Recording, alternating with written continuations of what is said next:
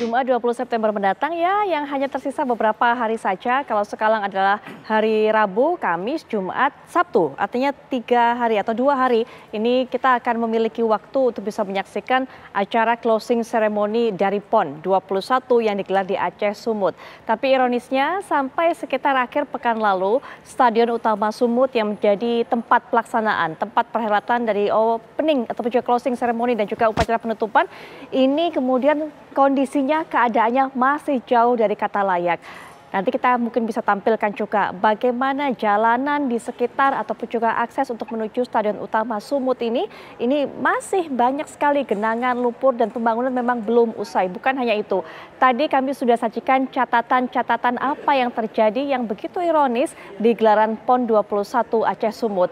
Ada masalah konsumsi yang kalau dilihat tidak layak ini untuk konsumsi bagi para atlet.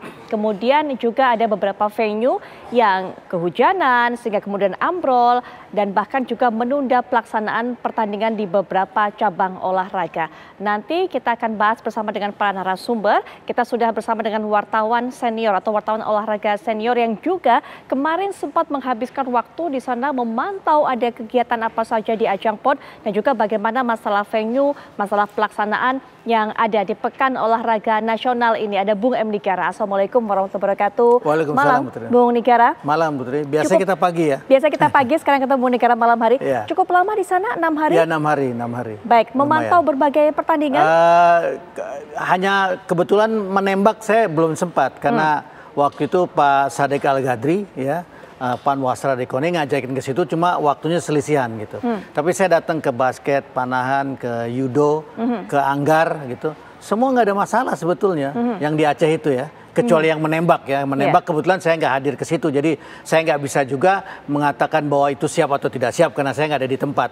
Tapi anggar, panahan, kemudian panjat tebing, kemudian judo, basket, semua bagus-bagus saja. Bagus.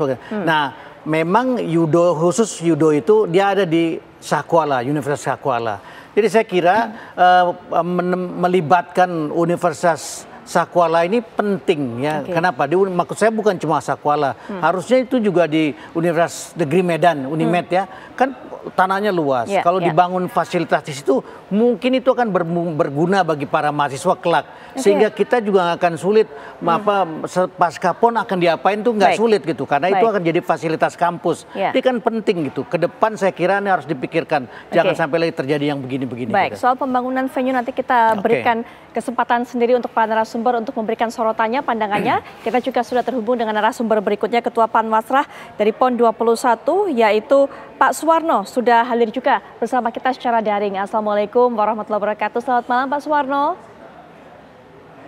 Selamat malam Mbak Putri. Apa kabar Mbak? Alhamdulillah baik Pak Suwarno. Terima kasih sudah. Aja Pak Warno, saya nggak selamat malam. Ada Bung Nigara di sini bersama saya Pak Suwarno. Pak Nigara ada di mana nih? Saya mau ke lapangan di upacara besok, sehingga ini saya ada di dalam mobil ini. Oh baik, Pak Suwarno mohon maaf mengganggu waktunya, tapi nanti kita akan lanjutkan kembali perbincangan dan juga kemudian sudah bergabung dengan kita secara daring Wakil Ketua Komisi 10 DPR RI Ibu Hetifah Syaifuddin. Assalamualaikum warahmatullahi wabarakatuh. Selamat malam Bu Hetifah. Selamat malam Mbak Putri, Mbak Nigara dan juga Pak Suwarno. Kita ketemu nanti ya tanggal 20 ya. Insya Allah. Iya, pas closing ceremony ya Ibu ya. Baik, nanti kita akan lanjutkan perbincangan, tapi sebelumnya kita juga akan dengarkan bagaimana pernyataan yang disampaikan oleh Menteri Pemuda dan Olahraga RI Dito Aryo Tejo mengenai carut-marutnya pelaksanaan PON 21 Aceh Sumut 2024. Berikut ini. PON ini ada di 2 provinsi dan ada 65 cabang olahraga plus 11 cabang olahraga eksibisi, di mana artinya ada 76 venue. Nah, jadi ini harus dilihat secara luas. Mungkin ada catatan 1 sampai 5 venue yang sekarang kita kebut karena memang kita akuin ada kekurangan tapi ini penyelenggarannya total ada 76 cabang olahraga. Kita juga tetap harus mengapresiasi bagaimana pemerintah daerah, baik Aceh dan Sumut, sudah bekerja keras dan kerja cepat untuk penyelenggaraan PON ini. Jadi semua catatan masyarakat dan kritik masyarakat kita terima dan kita jadikan ini catatan buat melangkah dan memperbaiki langsung di tempat dan cepat. Jadi untuk semua laporan konsumsi, terlebih yang melalui sosial media atau apa, pasti kita tindak lanjuti, di mana contoh ada yang viral konsumsi diisi santan. Itu ternyata hoax dan merupakan bercandaan oknum. Nah, seperti ini juga kita pasti fact check mana yang salah, pasti kita tindak tegas, mana yang kurang kita tindak tegas juga. Jadi semua akan kita jadikan sebagai bahan rujukan.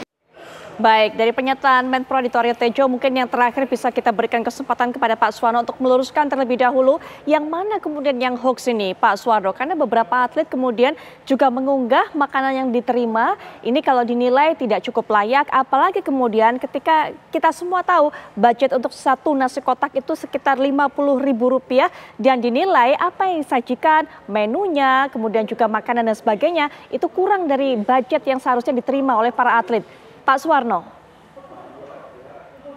Ya Mbak Putri, Pak Nigara dan kawan-kawan sekalian, ini sudah yang kesekian kali kita membahas dan membicarakan tentang perjalanan PON. Jadi yang paling menarik adalah istilah carut marut PON. Jadi saya kira kita melihat PON ini harus secara komprehensif, harus secara menyeluruh. PON ini substansi yang pokok adalah bagaimana kita menyelenggarakan pertandingan. Pertandingan sudah berjalan sangat baik. Dari 1039 nomor yang dipertandingkan, sampai dengan kemarin sore sudah sampai ke 74%. Kemudian kalau diwarnai oleh 1 atau 2 nomor pertandingan, seperti yang disorot, apakah itu sepak bola atau mungkin tinju, itu adalah sifatnya kasuistis yang nanti akan diselesaikan. Kalau kaitannya dengan sepak bola akan segera diselesaikan, melibatkan PSSI dan sudah menurunkan tim investigasi yang bertugas di lapangan. Saya yakin ini tidak akan main-main karena ini adalah perhelatan tingkat nasional. Tinju juga akan ditangani oleh Pertina apabila ada hal-hal yang kurang tepat mungkin. Jadi sekian banyak ini tidak ada masalah. Kalau kemudian yang sekian banyak itu dihapus dengan istilahnya hanya 1-2 yang bermasalah, ini saya pikir tidak bijak lah dalam menilai suatu kondisi yang sedemikian luar biasa.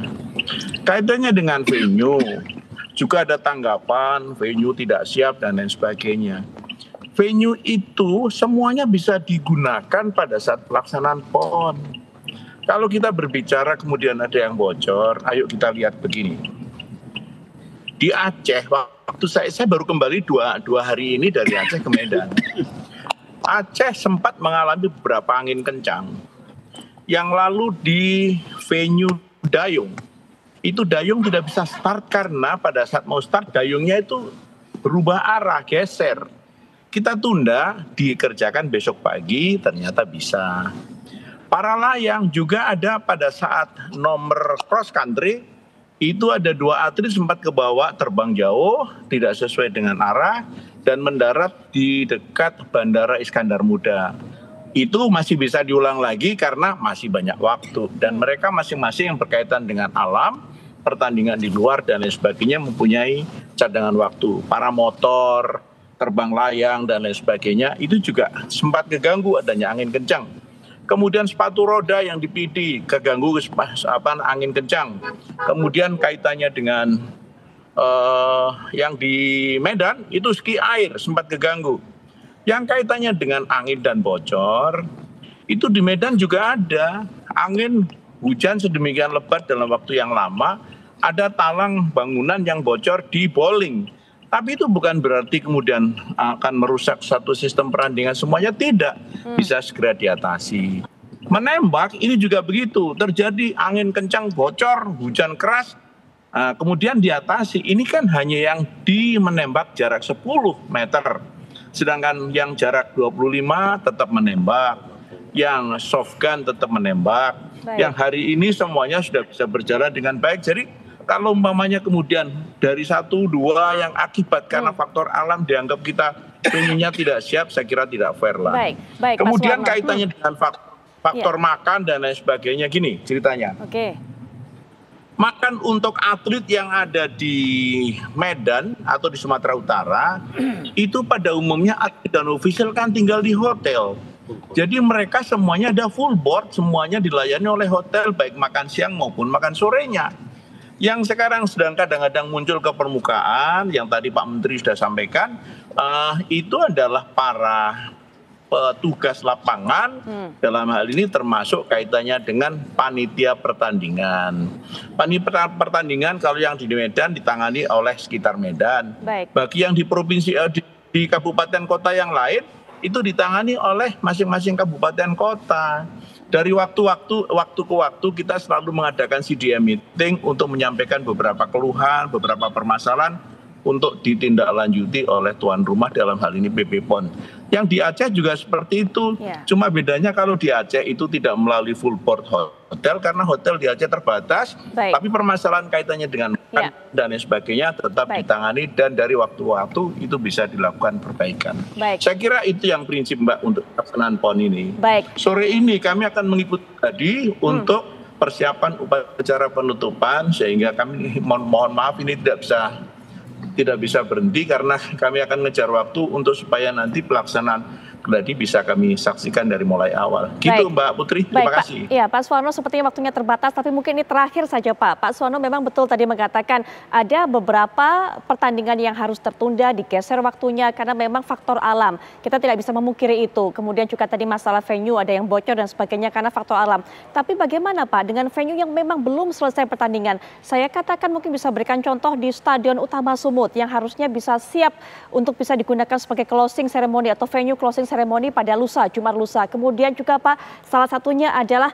arena berkuda yang seharusnya sudah dibuat papannya ataupun juga atapnya untuk pelindung dari para penontonnya di sana, tapi juga belum jadi hal-hal seperti itu. Kemudian juga ada beberapa hal yang seharusnya bisa diantisipasi Pak, seperti ketika hujan datang, area sekitar kolam renang juga tergenang sehingga kemudian mengganggu pertandingan.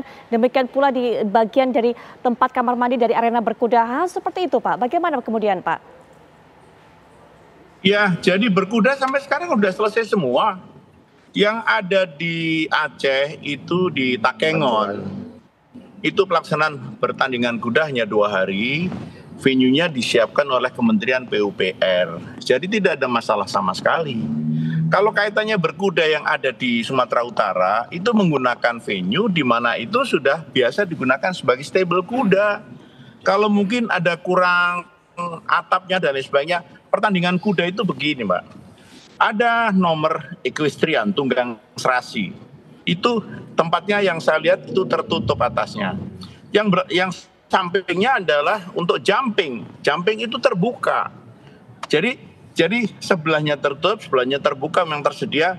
Kemudian untuk kegiatan yang lain karena ada istilahnya eventing, ada endurance itu di tempat yang terbuka. Jadi kalau umpamanya menghendaki semuanya harus bisa nonton di tempat yang tertutup dan disajikan kan tidak semuanya tertutup. Itu kaitannya dengan kuda. Kemudian kaitannya dengan stadion, Mbak. Gini ceritanya. Stadion itu yang membangun adalah Kementerian PUPR sebagai bantuan kepada Sumatera Utara dalam rangka PON. Satu-satunya ini yang dibangun oleh Kementerian PUPR.